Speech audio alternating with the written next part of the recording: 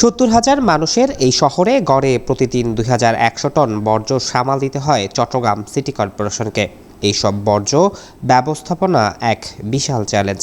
আর তাই তো নগরবাসী যখন গভীর ঘুমে তখন একটু স্বস্তি দিতে মধ্যরাতে পরিচ্ছন্নতা পরিদর্শনে যান নগরপিতা ডাক্তার শাহাদাত। ওয়ার্ডে ওয়ার্ডে ঘুরে তিনি তদারকি করেন নালা নর্দমা সহ ময়লার ভাগাড়।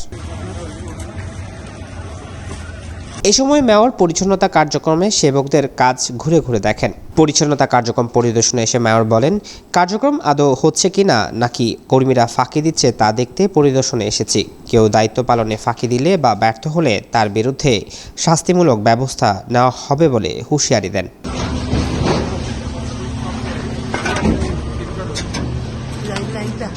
বিজ্ঞানভিত্তিক পরিচ্ছন্নতা কার্যক্রম পরিচালনার বিষয়েও তিনি কর্মকর্তা কর্মচারীদের বিভিন্ন দিক নির্দেশনাও দেন। এর আগে শপথ নেওয়ার পর মেয়র ক্লিন সিটি গ্রিন সিটির পরিকল্পনার অংশ হিসাবে রাতে পরিচ্ছন্নতা কার্যক্রমে তদারকির ঘোষণাও দিয়েছিলেন।